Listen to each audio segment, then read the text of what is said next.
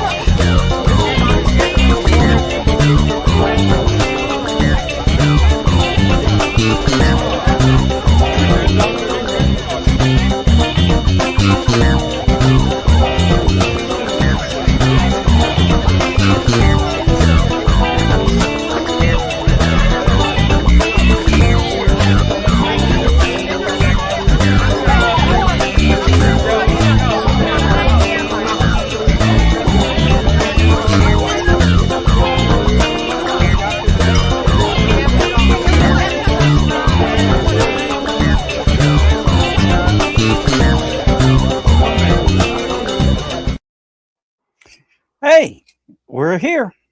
We're live and we're actually sitting erect. So, we're live and in pure sepia tone.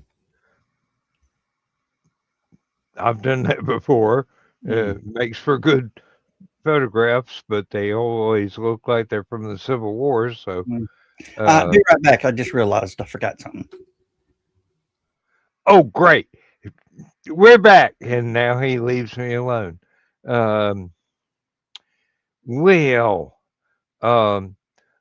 2 hours ago, maybe 3 hours ago, my left knee started acting up.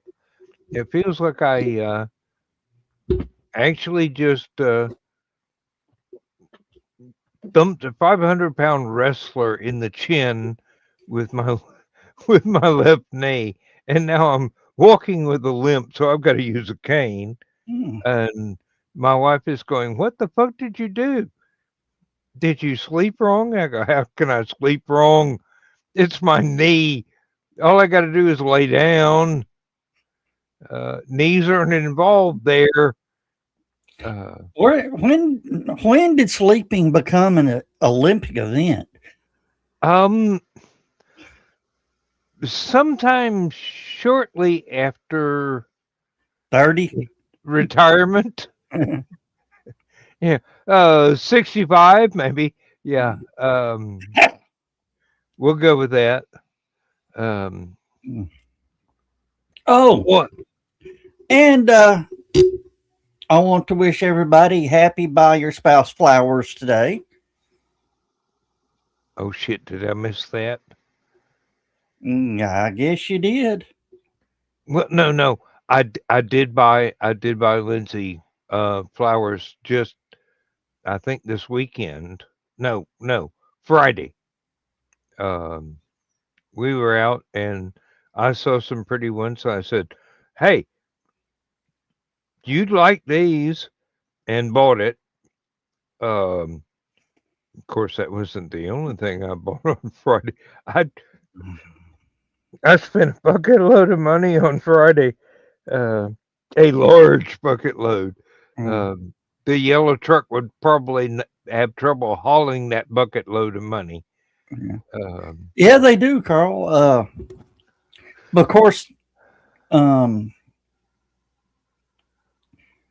are recommending not to buy flowers from the monks at the local monastery this year. Yep. Only you can prevent florist fires.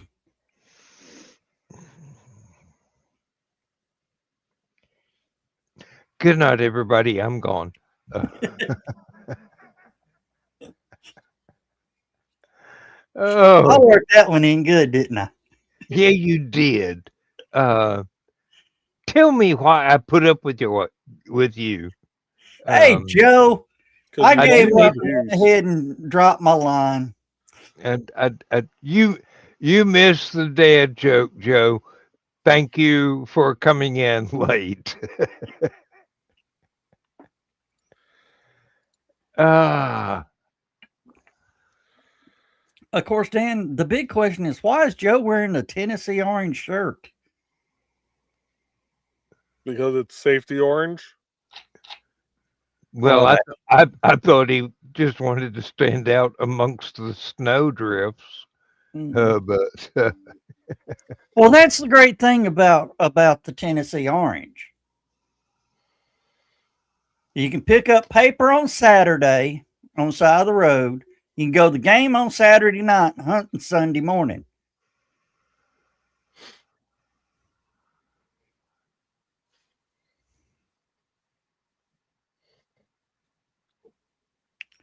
What are you doing, Dan?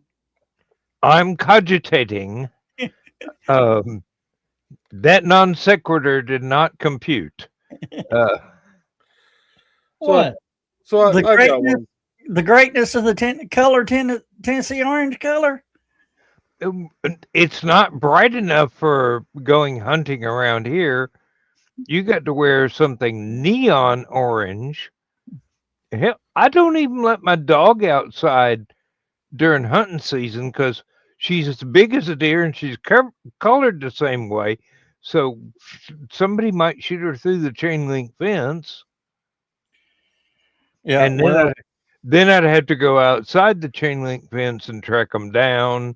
yeah. And Well, the guy down the street learned you don't run around in the woods during deer season going, nah, nah, nah, nah, nah. you don't do that around here either. Oh, we've got some neighbors that have been setting off tannerite. I mean, enough to shake the house. Oh, they're dropping pounds of that stuff. Yep. We not only hear it, but it rattles the china in the cabinet. So Lindsay is a little bit upset. And I'm going, honey, unless I know exactly who they are, I can't get the 308 out legally. Well, have y'all ever seen that video of the guy blowing up the microwave with the tannerite? Actually, I'm seeing somebody.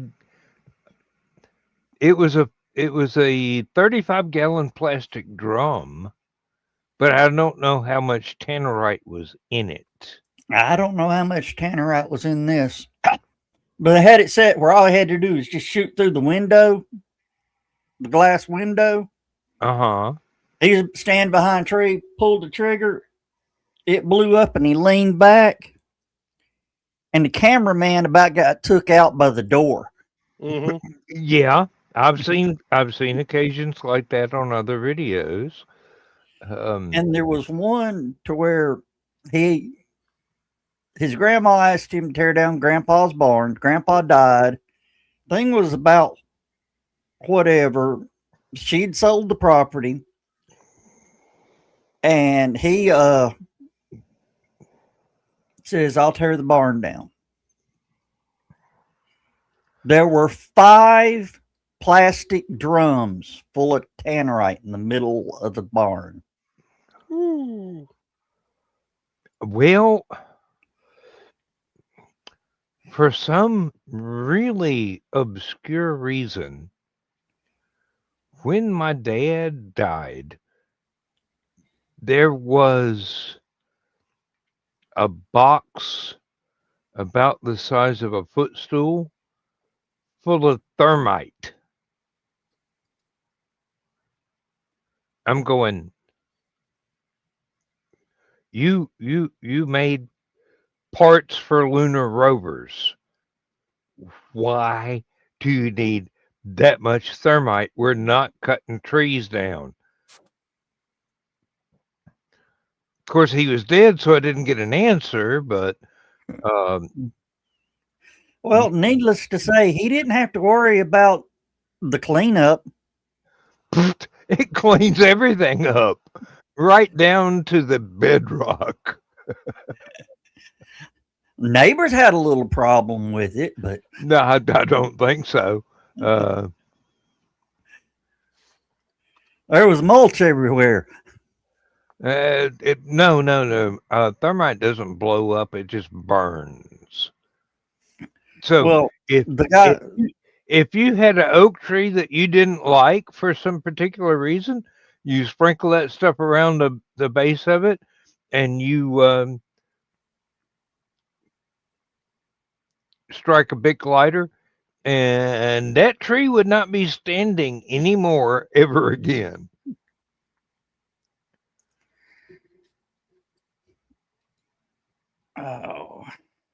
Oh, Kiri's here. Okay, Hey, Kiri. I think we're gonna have a pun off here. So let it drop, whichever one of you starts first. I already did mine. So Well, I know, and it was a good one. So there's these two old guys talking. They're both baseball fans. And one says to the other, let's make a deal, whichever one, kicks off this motor coil first. When you get to heaven, come back and let the other one know whether or not there's baseball in heaven. Okay. So they make a deal. Well, a few years go by and his buddy passes. And a few days after he passes, and all of a sudden, poof, his buddy reappears. He goes, "So how's it up there?" He goes, "It's great. There is baseball." He goes, "But there's some bad news too." He goes, "Well, what's the bad news?" He goes, "You're scheduled to pitch on Thursday." Oh.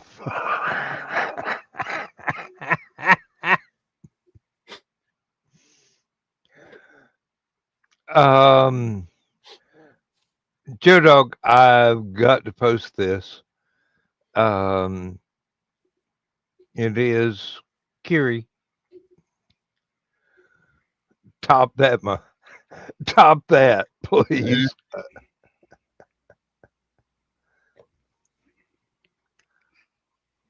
Oh, and I was wrong. It wasn't that much tannerite. It was only 164 pounds. Only. Mm-hmm. Yeah. That's like the cardboard box of thermite Dad had. It was only like 17 pounds, but that's enough to cut down a very large oak tree with a big lighter. Yeah. And Mom goes, "I want this off the porch." I'm going, "Don't go near that box."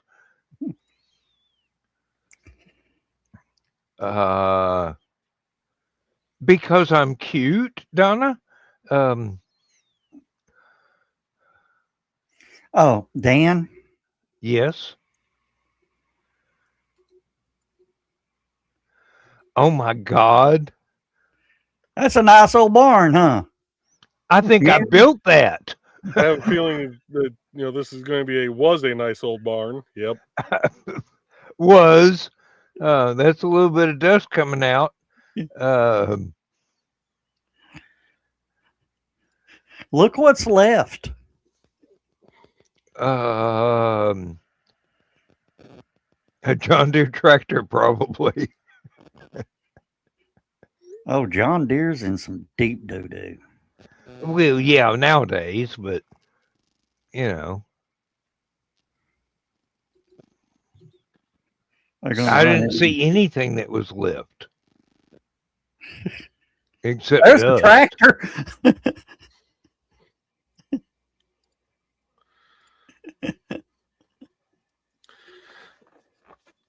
All right. So actually, Dawn's father and I need to talk about farming, don't we? Evidently, we had that in common, and only Dawn realized it. So my wife is upstairs in her craft room right now, and she's chatting with a few people, and Luckily, one of them saw Brad hop into one of the containers, because otherwise he would have been stuck for a while. He's in the Tupperware. Well, that's one of those facts. He could have got out, but he'd probably been stuck in there. Yeah, he would have been stuck in there for a while. Yeah, if he can get his head through, he can get the rest of his body through. Well, she pulled it out for him a little bit there, and yeah, look, that sweet little innocent face. It's like I was comfortable. It was a box. I fits, I sits. Yeah. My cats have learned how to open the dresser drawers. My buddy's cat does that to his dad, and he starts taking his shirts out of the drawer. Our German Shepherd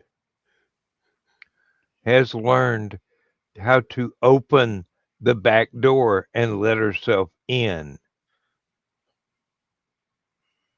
Now, I mean, she's a very big girl, and not in the diameter way, in the height way. But I did not realize she could reach up and press the doorknob and pop the door open. And I'm going, I've got a jar of peanut butter back here, and you love peanut butter. Does this mean while I'm asleep, you're going to be eating what I'm supposed to be giving you for treats with your rawhide bones? I feel my dominance threatened in this situation.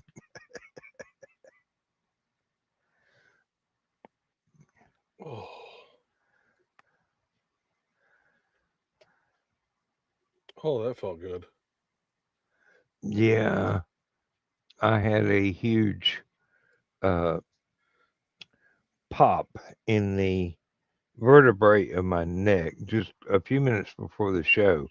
I'm going, if Dawn finds out about this, she will hate me forever. I'm not doing weather tonight. Shut the fuck up. I've got like 3 different displays of what's going on indoors and outdoors. I don't need to know that the wind is coming from the south. And the dew point is 35.1% outside, and the temperature is 50 degrees outside and 75 degrees inside. No, I don't need that information tonight. I'm warm, I'm comfortable, and I have Fireball. So I'm good.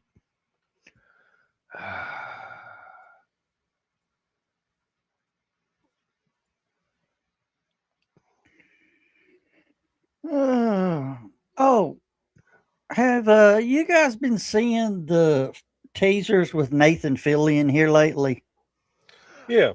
I've been hearing rumors of a reboot of Firefly. It's not a reboot, it's a continuation.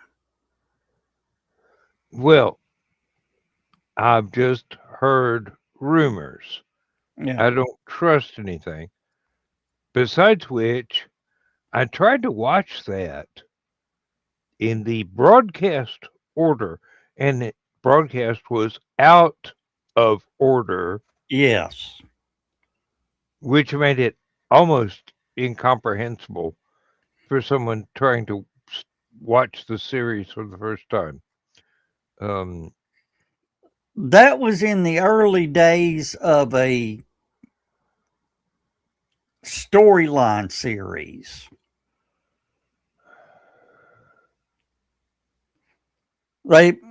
Fox somehow believed it was an episodic adventure. Oh yeah, every episode, every show could be shown singularly without anything building up to a punchline, Yeah. for lack Now, of a better word. they have said the best way to watch Firefly is to watch the first 6 minutes of Serenity, Mm-hmm. pause it, watch Firefly,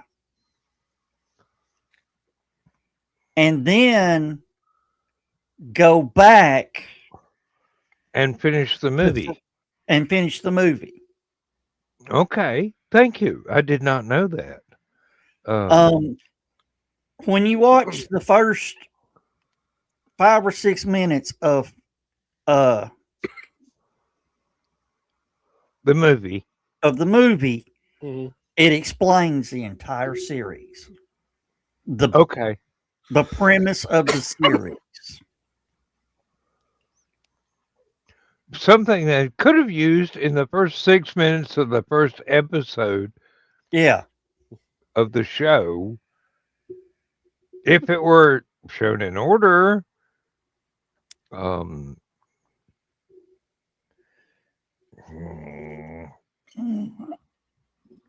Oh, and Dan, you're talking about pictures, looking like Civil War.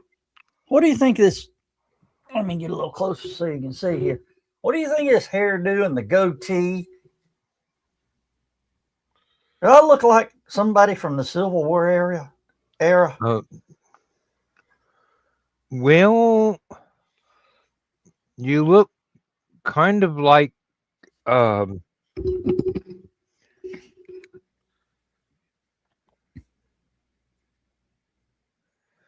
you look kind of like the bad guy from the Wild Wild West movie. Oh, the one that didn't happen. The one in the wheelchair. It did happen. I like it. It was not excellent, but I like it.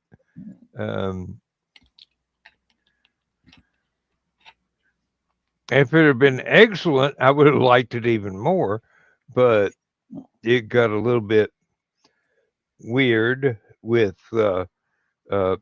Miss Lippenreader and the surgical weapon wheelchair. But Carl says Dr. Lovelace. I'm sorry. Dr. Lovelace will always be the guy from the TV series, not the movie. No, I have too much respect for that actor. I cannot remember his name, but I have respect for him. I forget the name of the movie, but when he said Dr. Lovelace, I was thinking the guy in the wheelchair in the Cold War movie where Slim Pickens rides the nuclear bomb out the B-52.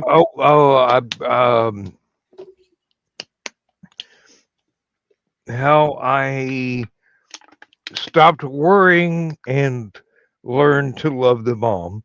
But it had another name too, right? Yes, it did. I can't remember what that name is. Dr. Strangelove. Dr. Strangelove. Yes, indeed. Yeah.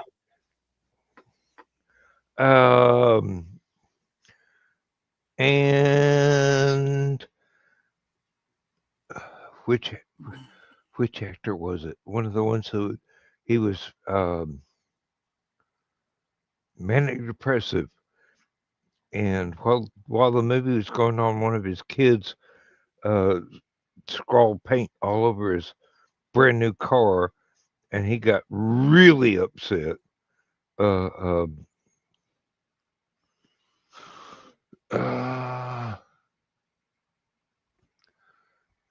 Peter something.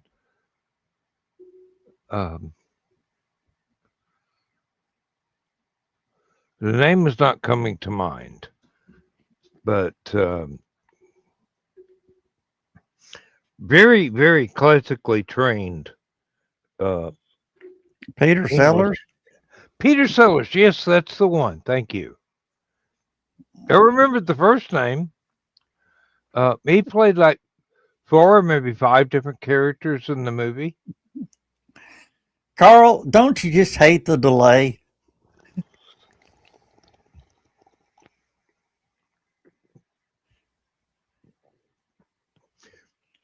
You're both exactly right. Yeah. I mean, amazing actor, amazing range of ability to play so many different things. I was gonna go. He was also in The Mouse That Roared, and one of his parts was actually in drag, and he pulled it off, making everybody think he actually was a woman in that particular character. And I'm going,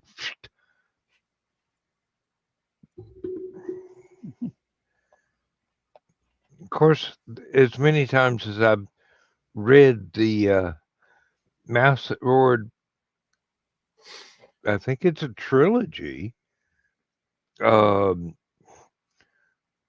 Once I finally saw the movie, it wasn't as much of a revelation as it was just an experience.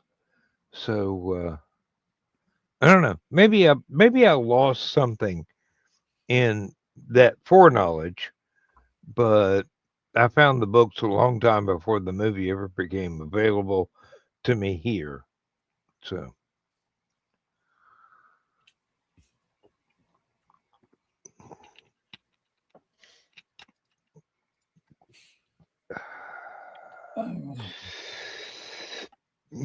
oh Lord. Don't do that when you drink Fireball. Don't do what? Inhale right after you swallowed it. It's intense.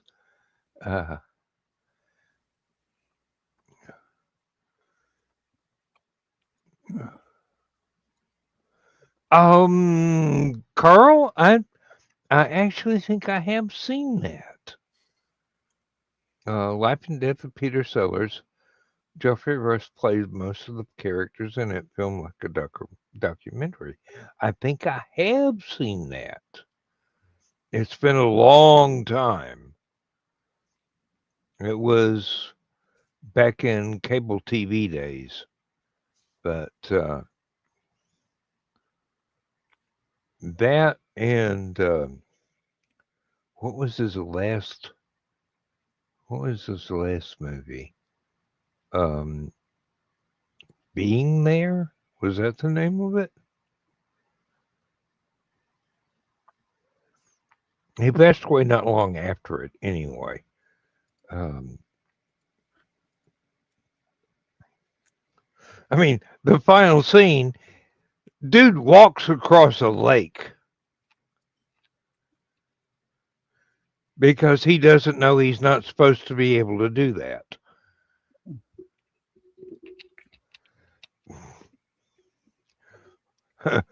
Welcome to Georgia, brother. You want some barbecue?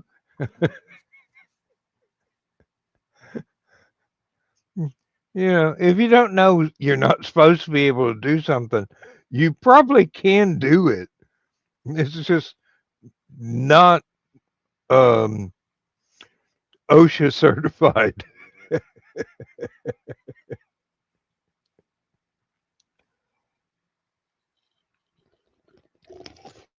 Well, son of a bitch. That's a good way to get shot. Thank you, Donna. I did not know that. Finished plot of Dr. Fu Manchu. That I'll have to look that up. It probably will be amazing. Protesters, I think, have finally crossed the line. Which line? We drew several. This line could get them shot. Uh-oh. What? They're in my front yard? They're saying their plans to spray paint and damage the Tomb of the Unknown. They're not only going to get shot, they're going to get flamethrowered.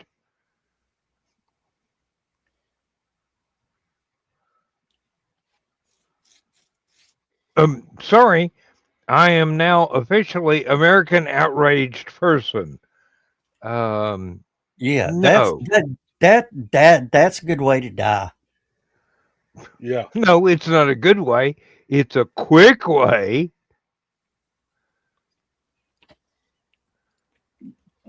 There are, from what I just read, they're credible threats. There's attempts to damage the Tomb of the Unknown.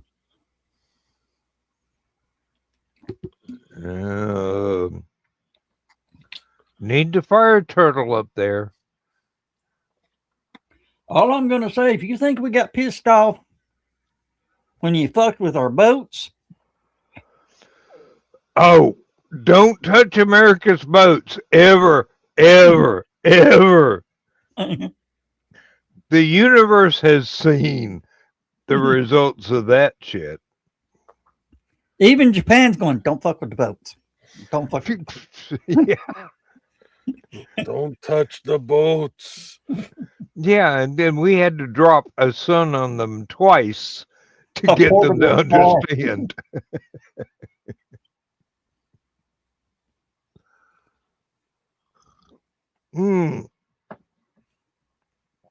Speaking of which, isn't it North Korea's turn yet?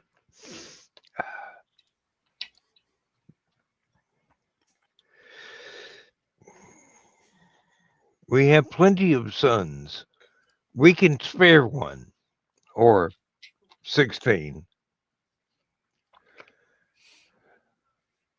What was it? The Vulcan High Council was talking with the Federation, saying, no, we do not need to give the humans another warp drive. The last one, they threw it into a sun just to see what it would do. Turned the sun inside out. They built another one, turned it right way around, and discovered trans warp drive accidentally. Yes. We do shit to see, hey, I got this idea. Let's see what happens.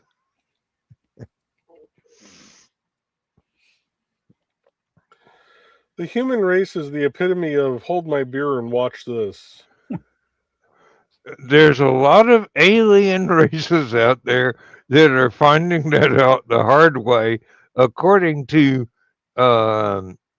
popular fiction. I'm a firm believer in the fact that, we've been visited by aliens, and, Earth is treated like the south side of Chicago. They roll up their windows, lock the doors, and keep their hands at 10 and 2 on the wheel as they fly by. And they don't look left or right. They just, at high speed. Oh, fuck, it's Earth. Let's get out of here. It's like my attitude towards Atlanta. I will go 70 miles around in order to keep from having to drive through Atlanta. Thank God I don't go to any conventions there anymore. Oh, geez, that was horrible. Oh, Joe Dog, could you email me the links for the hotel rooms and the huckster's room for the hotel for Helicon. You have to call. If you use the link, you got to get there Wednesday and leave Monday. No. I just want photos of the room, the Huckster Suite. So Lindsay will stop bugging me about where we're going to be setting up and what kind of room we've got. I'm going, I don't know, honey. It's a new hotel. Yep. I don't know, honey. It's a new hotel. Yep. I don't know, honey. It's a new hotel. It's actually on the website. It is good. I mean, just send it to me. You don't have to do it here. Helicon Secondary Hotel. Yep. That's what she insisted on. I wanted to be in the primary hotel where we could have access to the con suite all the time. But no.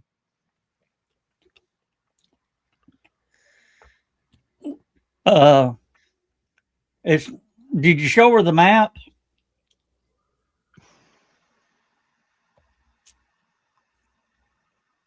Joe Dog.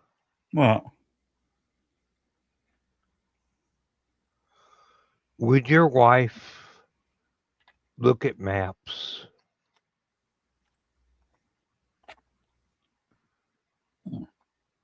if I tell her to. So if I set her down in front, this.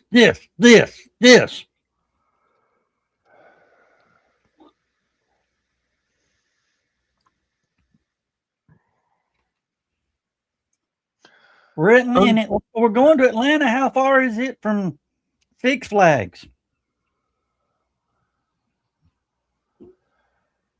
It's Murfreesboro from Chattanooga. It's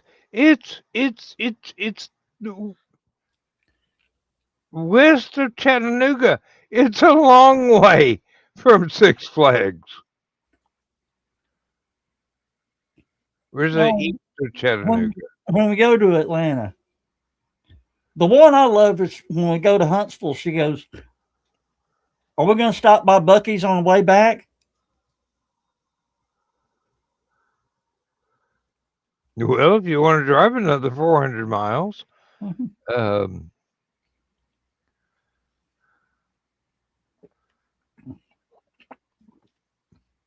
I think Lindsay and I both have had our fill of Buc-ee's.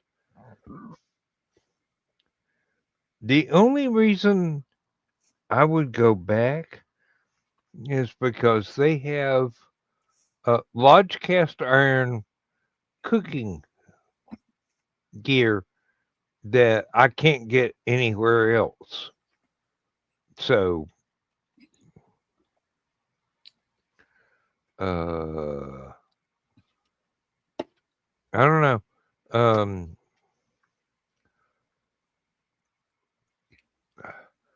I have no teeth. I can't eat the brisket. Oh, I can eat brisket just fine if it's cooked right. Can't eat jerky. I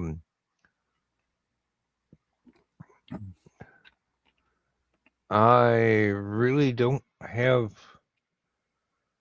much use for a lot of things they do sell, although I did buy myself a shot glass from there, which Lindsay thought was cute because it's got Bucky on it and it's a little barrel.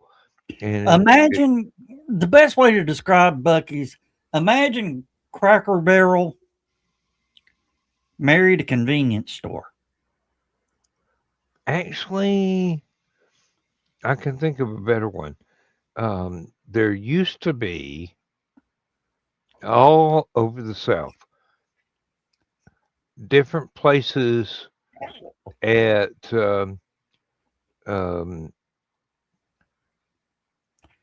sites that were either historically important or culturally important. Stuckies. Yeah. And you go in there, and Stuckies was much, much smaller than Bucky's. But you had sit down places to eat. Never been in one of those. No. You just got your pecan log and went to the car. All right. Well, I got to run down the hall. All right. Alrighty. But no, I've spent 2 people's lifetimes going through different tourist attractions in the South. So yeah, Stuckies was nice. I mean, really nice for a hole in the wall that not only sold candy bars and obscure chocolate snacks, but toys and fireworks that were illegal in neighboring states. But, those laws have changed now. Everything's legal here. We wish some of the politicians weren't, but that's not this kind of program. So,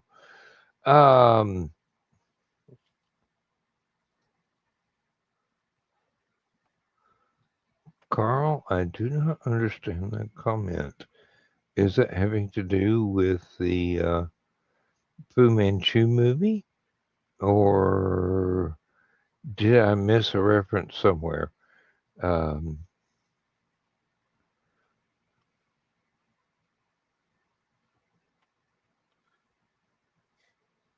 mean, Peter Sellers could fill an empty room with like 99 characters in different costumes. Nobody would ever know, except his accent is usually the same. Yeah. The vendor's room is an empty room.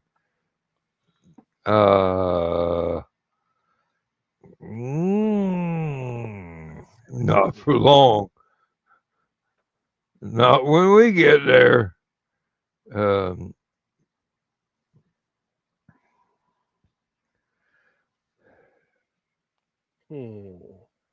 Lindsay's going, how much did you pay for the Helicon table fee? And I go, I don't remember. Mumble. That sort of thing. If she wants to be a vendor, she can be a vendor. I will pay for it. That's fine.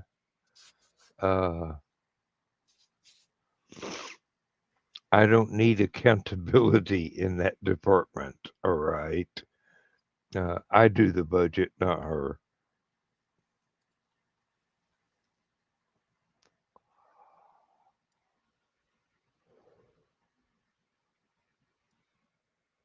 Speaking of which, I hear her waking up and getting out of the chair in the living room, which means whatever show she was watching was over.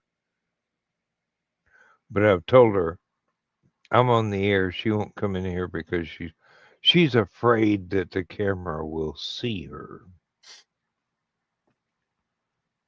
And I'm going, what? You're beautiful. Why would you be afraid of the camera? She has no logical explanation for it. She does not think that she is as beautiful as I find her to be. I don't know. That'd be like Foxy or Aunt Donna or Dawn going, no, I don't want to be on camera because I'm not beautiful. Duh.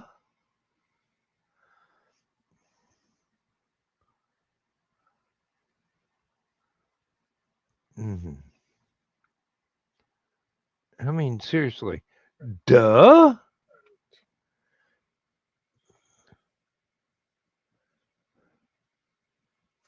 Damn it. Oh, what did I do now?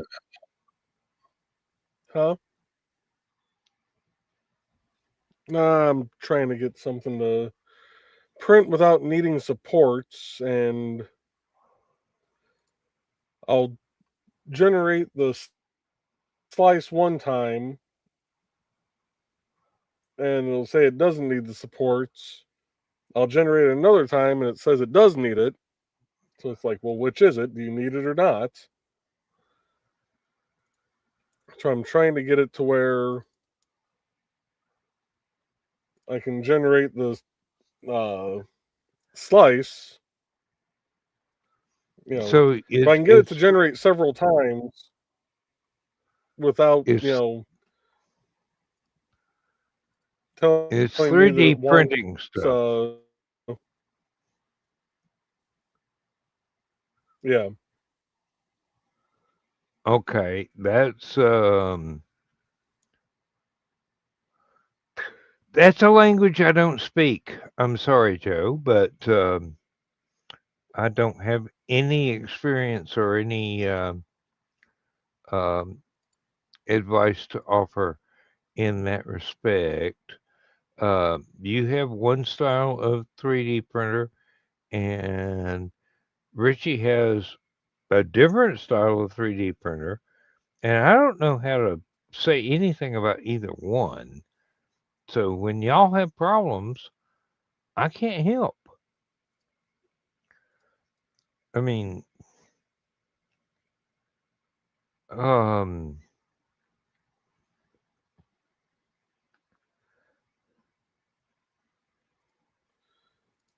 All right. I think I may have found the magic number. if you want something want something in DOS or Excel, I'm your man. But no,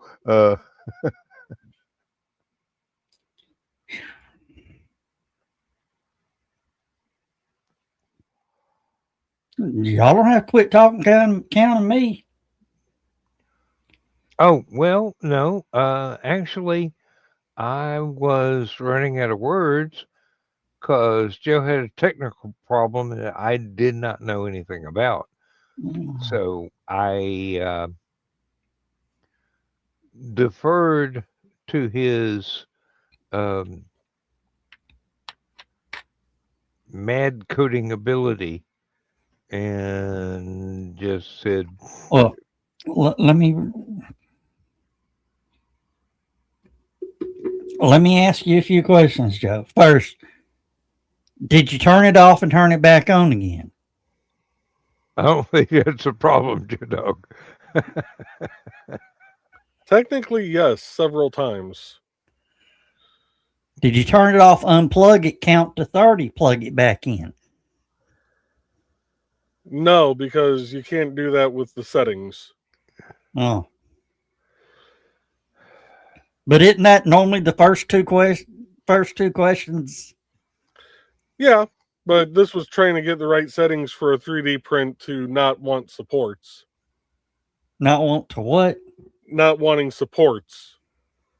Ah. The internal building. You've done 3D printing. You know what that shit is. So you want to make it hollow? No, I wanted to make it to where it didn't want the little like tree supports, or the Yeah, like So, the screws on a model car kit. So I just upped the wall loops to 5, and now it doesn't want the supports anymore. Oh, okay. Yeah, when I printed these rocket engines here, let me see. The one on the right, I printed in the position it's sitting in, and it sort of came out. And of course, that's the way the setting was set up to print it. The one on the left here, You inverted it? I flipped it upside down. And believe it or not, it came out a cleaner print, but it had, the supports was ungodly. Oh yeah. Oh, yeah, I would imagine so. And I don't know anything about 3D printing. And I don't have one. So It took 56 hours I believe it. print. What? I believe it. But if you look at it if you can actually hold it in your hands, there are 1, 2, 3, 4 hot filament swaps, changing colors. Mm. Of course, I also found out that silver Sharpie is the same color as the silver filament. Okay.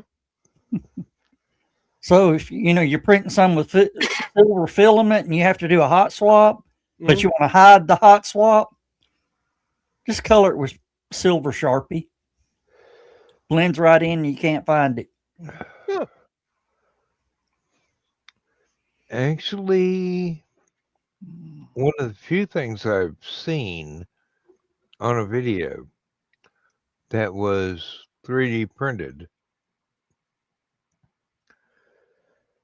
was a house made with 3D printed concrete. Yeah. Traced every exterior and interior wall. All they had to do was make sure that the concrete mix in the tank had this perfect. it had the same amount of water so that it was not thinner Slump. or thicker. Yeah. They call it slump. Mm-hmm. And it came out beautifully, and I'm going, oh, well, nobody's ever going to build a brick house again once this happens. And I was wrong. It pretty much, the concrete 3D printer is nothing more than a pump truck with the boom computer controlled. Mm-hmm. It's pretty much like trying to build something out of toothpaste, but the toothpaste is made out of concrete. Yeah. And it's a really big tube of toothpaste. Well, one of the, it's the technology thing. Back in, it was late elementary school, the science fair project. Mm-hmm. This guy developed a way to heat a house in the wintertime using compost. I can see that. He ran, the copper tube through the compost and then ran the tube, the other end of the loop, through the house and literally raised the room temperature inside the house. You could flip a switch and watch the thermometer and watch the temperature rise. Because compost, as it decays, heats itself naturally. I mean, heats itself through natural processes. Yeah. And through the copper tube, you got a heat source that is pretty much unending until the compost gets, how would you say that, fully composted, until there's no chemical reaction in there anymore. And one of the things that he said, what you need to do is you need to raise it up to where you could scoop out the bottom half because that's everything that's been. Mm-hmm. And then, it falls down and you just keep piling on top. Mm-hmm. I'm going, well, that makes sense. Well, it's like back in the day, you could heat an entire barn by keeping horses in stalls. Yeah. And shoveling their poop to different areas. Now, if you had copper pipes in there and you shoveled all the poop on top of the copper pipe and shoveled the already decayed poop from the bottom and just let it fill up like you were talking about, continuous source of heat. It was, yeah, Carl, the guy had pretty much a styrofoam cooler for the compost, then a styrofoam cooler for the house. Of course, he did win the science fair for it. Of course, then we found out later on, how much of it was his idea. His daddy was a nuclear engineer for TVA. That's like asking my dad to be a plumber. I mean, seriously. Yeah, we wondered how a 6th grade kid could come up with this idea on his own.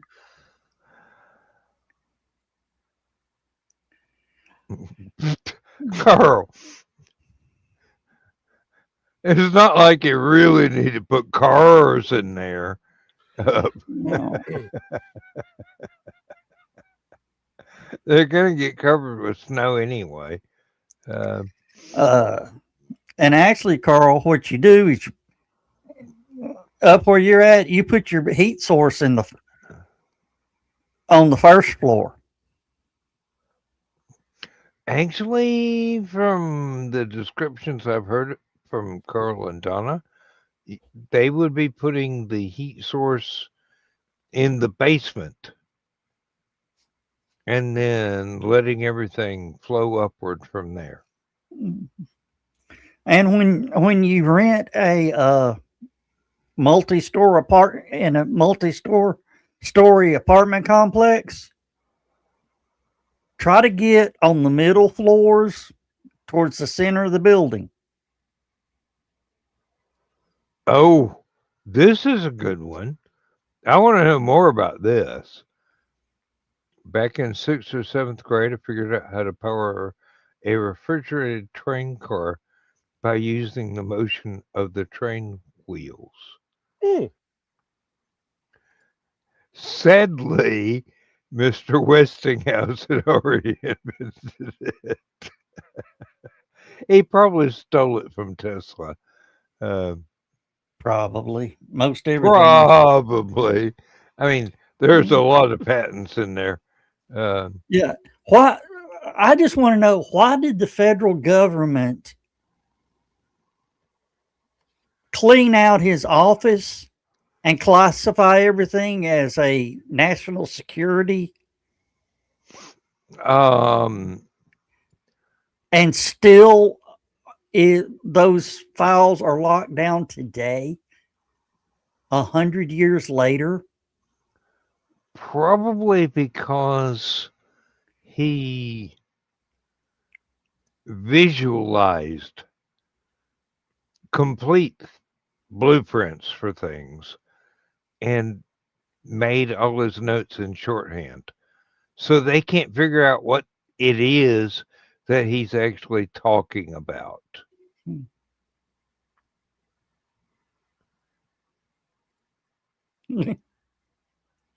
Oh, Carl. 8th grade developed a way to pull a train along a track using magnets for those darn Japanese engineers. Carl, believe it or not, when I was in junior high school back in the 70s, I invented the concept of the smog pump that got put on every car in the late 70s. Oh, so you're the son of a bitch we cuss. Oh yeah, but mine didn't require the car to use less horsepower. It just went unburned hydrocarbons, cycle them back through the carburetor, and burn the damn things. Burn them completely, over and over and over and over until it was gone. So yeah, and my mother still has the diagram I drew to try and figure this stuff out. It's in one of those hidden chambers in the family house that I don't have access to, like Dad's firearms,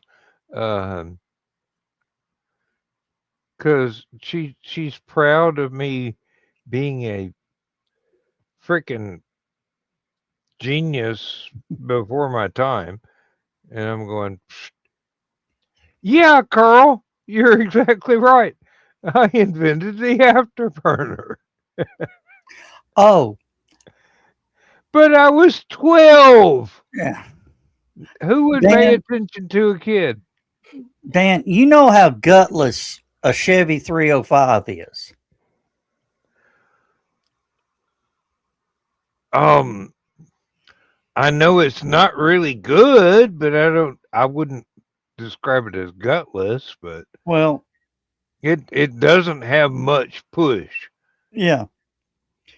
A mechanic back in the late 70s, early 80s when they came out, by accident, found a way to put 50 horsepower back into it. A stock 305. That would be a massive improvement, believe me. GM got to the point to where, and word finally got out, that this will fix your car. This will give it the some go it needs. And it actually improved fuel mileage. Oh, that's not going to work. No. Can't have that. It was to the point that GM started sending out technical service bulletins to the dealerships. Do not warranty engines with this modification. Do you know what how it came about? Car came in and he diagnosed the distributor was bad. The bushing wore out in the distributor. Yeah. So he ordered a distributor for it. Parts store sent him the wrong distributor. And the guy says, I need my car back. He goes, well, this one will work. We'll put this one in it.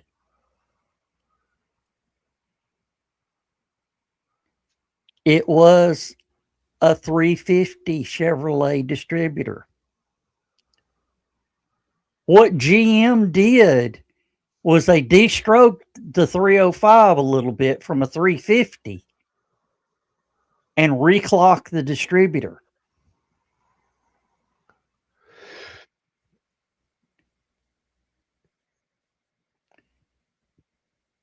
Right now, the engineering side of my brain is going,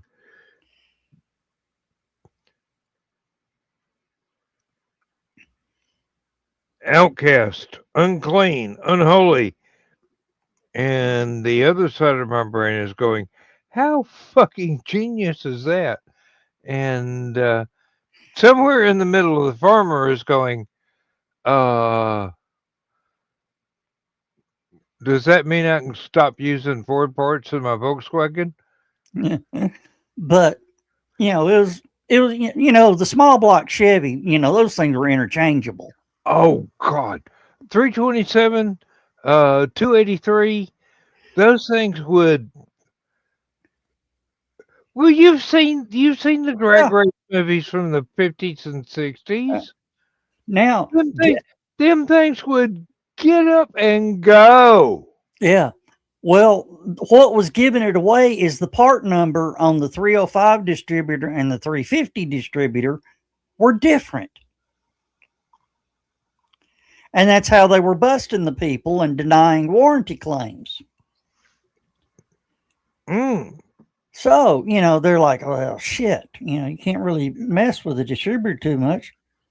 No, but you can knock that little pin out, pull the gear off, pull the guts out of the 350 distributor and put down in the 305 distributor housing. And they won't know because the numbers match. The numbers matched. You know how long it took them to figure that out? 25 years, I'm guessing. The day after they banned it. Hey, one thing you got to do is hot rodder to develop, to make something foolproof to a hot rodder.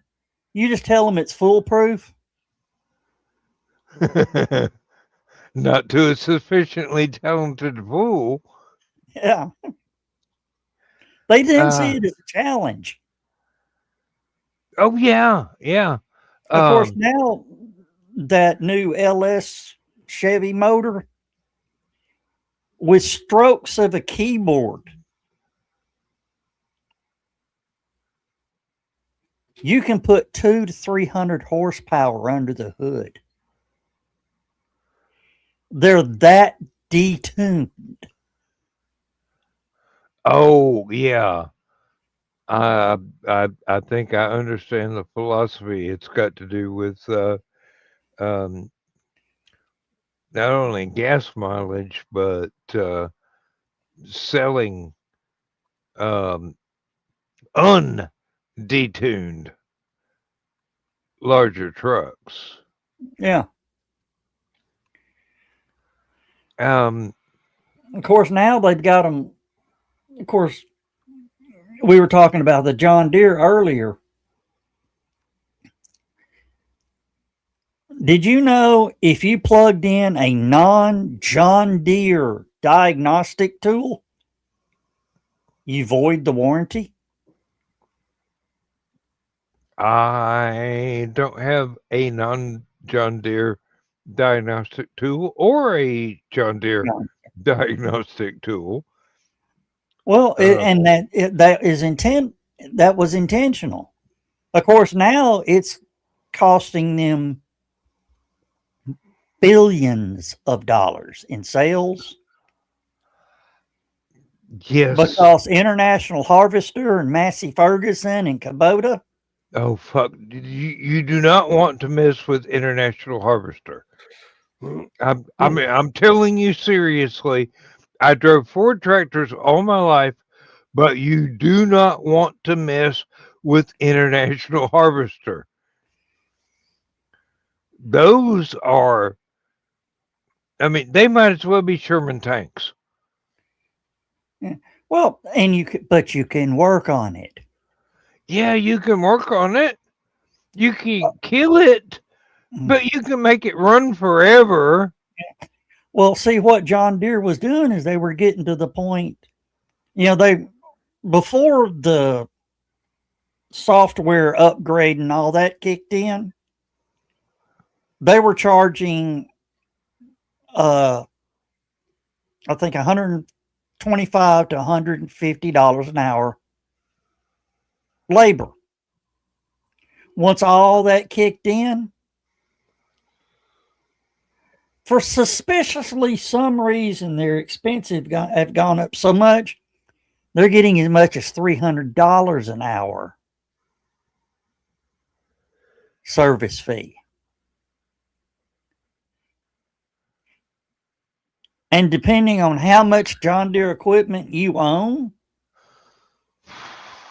the higher up in priority you are to get service done. I can see that. Yes. Well, Massey Ferguson and International Harvester and Kubota are now going, you ain't got to work on ours as much. You can get that shit for free. And we'll sell you the parts. John Deere's got to the point where they won't even sell parts. Well, I think they've got to the point to where they don't sell much besides lawnmowers anymore. Yeah. Nobody wants to buy them. Well, when your machines are $400,000-$500,000 a piece. If you got one that is like 60, 70, 80 years old, nobody's ever messed with it. It's a 2-cylinder or 3-cylinder, whatever. That thing's going to work. Not only for your lifetime, but the lifetime of your children and the lifetime of your grandchildren. Because that was back in the day when people actually tried to make something that was dependable rather than tried to make something they could make money off of. Yeah. Well, they've gone as far as to change the thread pitch on hydraulic hoses. What? Hydraulic hoses are supposed to be universal across every vehicle. They have a proprietary fittings for their hydraulic hoses. Mm-hmm. And you can only get them from the John Deere dealer. I bet you Harbor Freight sells a adapter kit. Like your old water heater. It worked for 35 years. Yeah. Stuff was built to last forever back in the day. It's called designed obsolescence. Yeah. Yeah, see, iron stove. Yeah. Go ahead, Joe. Of course, when I was talking about the hydraulic hoses, Joe just went, mm-hmm. So evidently you've experienced that. I haven't experienced it, but it doesn't shock me that John Deere's done that. And you can only buy the hoses from John Deere. Like I said, Harbor Freight will probably have the adapter kit. Reasonably priced. It's proprietary thread pitch. Doesn't matter. They can have it copyrighted as much as they want, but somebody's going to make an adapter. Not without John Deere's permission. It's the patent. It's the patent. Yes, we will. I mean, you've met people from Georgia. You know what we're capable of. Yeah. Proprietary. Is that like revenuer? Yeah. We don't play that. Y'all don't come here. Y'all get to go home at night. No.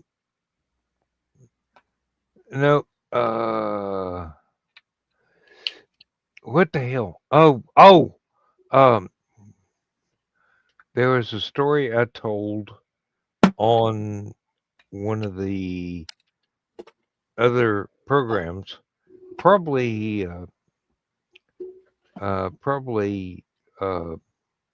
Creatives at Play last night. I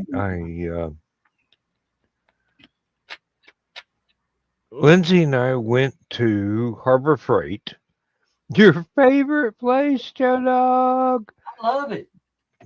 They gave me a And credit card. Of course, they're mad at me now. yeah, because you don't spend enough money. I've got it completely paid off. Yeah, you cheap bugger. You don't pay the interest because you got it paid off. Yeah.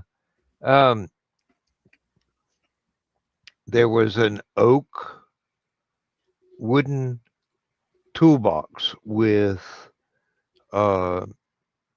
steel corner, the bracers, the guards. And I looked at it and I just looked at Lindsay and I go, that's exactly the kind of thing that Dad has down in the barn that I'm pretty sure my brother has already absconded with because he takes everything. But she just looked at it and she started opening the drawers and this, that, and the other thing. And I walked around. I found the other stuff that I went there to buy. And she called one of the associates over and said, "Hey, this is a display model.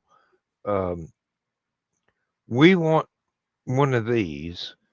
And he goes, "Oh no, that's the only one we've got. That's the only one we got. We can't sell the display model." And she told him that I said it was just like one that my dad had from Oak Ridge and had all his really, really delicate machine tools in. I mean, stuff I didn't even know what was for, but whatever. It just reminded me of my dad. So Lindsay wanted me to have one. And this guy, he pretty much ran back to the storeroom, back of the store, and pulled one out in a box still sealed. And I'm sitting there going, "Did you have this stashed for you? Is this something you're giving up because my wife tells a good story about my father?" And of course, I didn't say any of this out loud.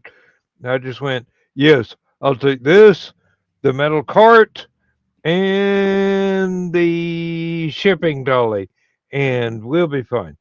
And paid for it and went out.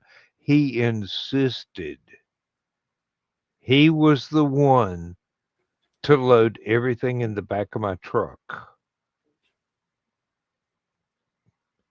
And I'm going, "Dude, you are feeling guilt like nobody's business. Did you actually have that toolbox saved in the back of the store so you could buy it and take it home?" I don't know.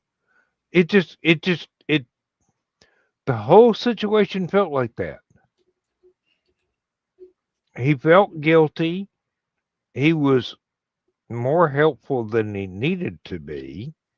And all of a sudden, the piece of merchandise I wanted appeared from nowhere.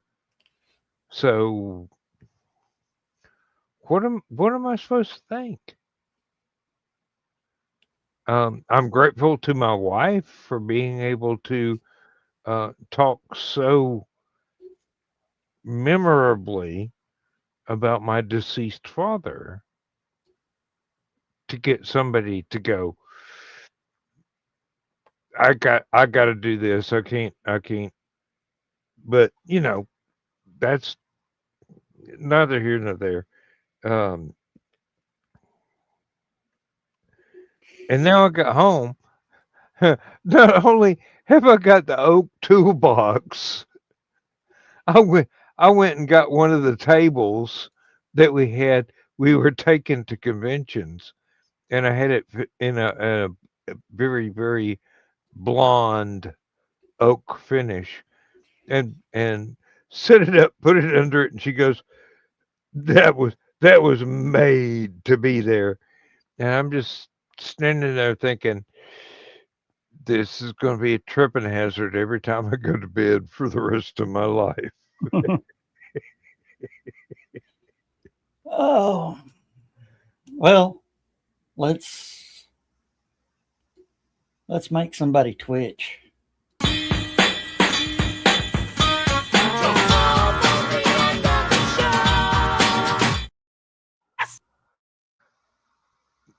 Yes, that sounds like an excellent idea. All right.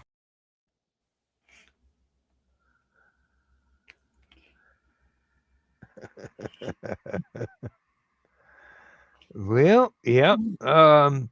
At times, some of us do have stuff preloaded, but this time, Joe Dog was faster on the afterburner than I was. Yeah. So, and Mr. Bachman does not have the keys to the kingdom, so it had to be either me or Joe Dog. So I was just looking up something on Amazon. Let me pull it back up. You can buy one bottle of Arby's sauce for $2.98, or you can buy 2 bottles for $16.99. that does not sound like a bargain.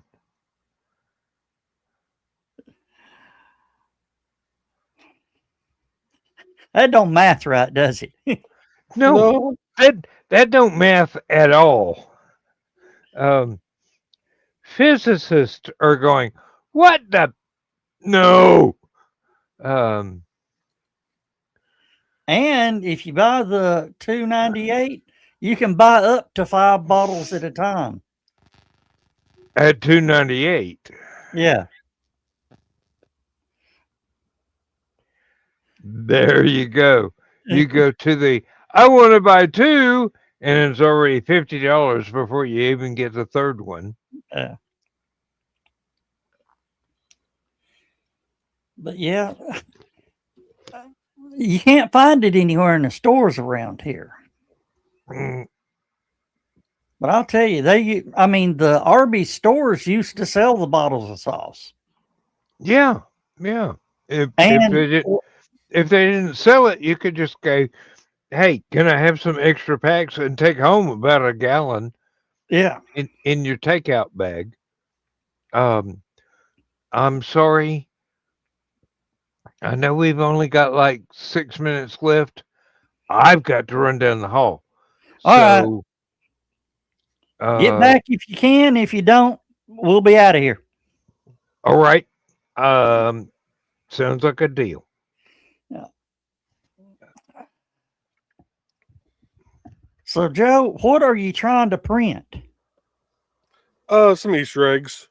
If I don't go now, I'm going to have to mop the floor. Go. Damn. So I was just going to print a few Easter eggs just to be able to put like the little price slips into. Yeah. The Parks Easter egg hunt.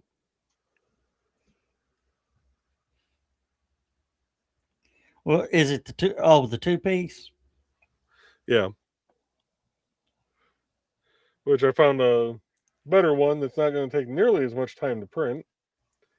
They're just plain Jane,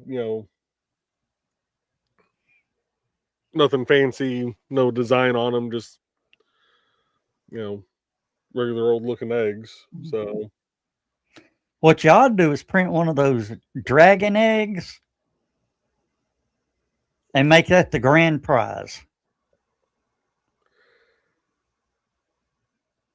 Yeah, watching these kids go after these eggs, it's already like watching, taking a pool full of piranhas and tossing a fucking steak in the center of it. Yeah. Fire department damn near got me killed last year. What'd they do? So every year we get all the kids lined up, and we've got 1, 2, 3. It's like 4 or 5 different spots, because we do all the age groups at once, but we got them all split up. And we tell them, as soon as you hear the horn go off on the fire truck, that's your signal to go. The bastards blew the horn a minute early. I was standing in the middle of the pack still. You were fair game. I always take that age group where they're right at that perfect height. They're just old enough to where they're able to run without, stumbling and falling. But they're at that perfect height where they can easily bend down, grab the egg, and keep on going. I think it's like the 6 to 7 year olds, that I take. So they're just able, my group is done first. That horn blows, and the 2,000 eggs that I put out in that area are gone in a matter of about 30 seconds.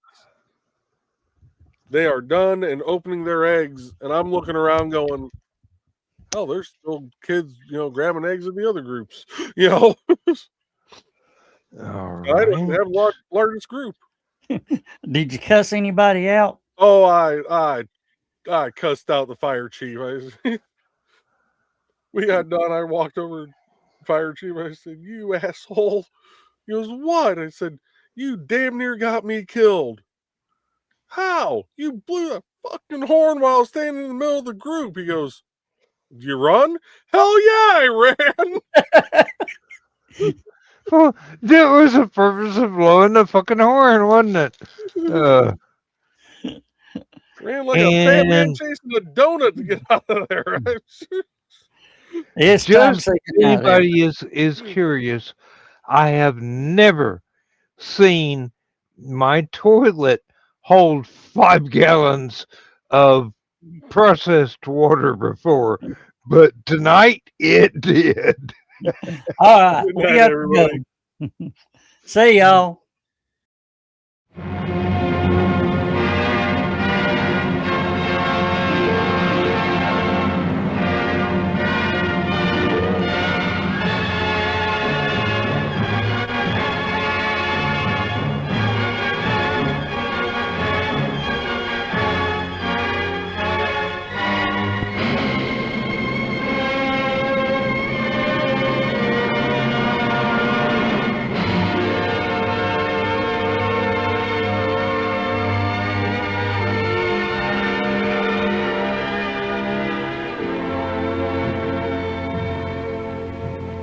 I have slit the surly bonds of earth and danced the skies on laughter-silvered wings. Sunward I've climbed and joined the tumbling mirth of sun-split clouds and done 100 things you have not dreamed of. Wheeled and soared and swung high in the sunlit silence.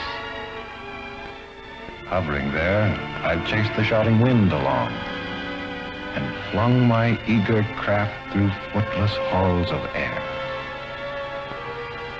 Up, up the long, delirious, burning blue, I've topped the windswept heights with easy grace, when never lark nor even eagle flew.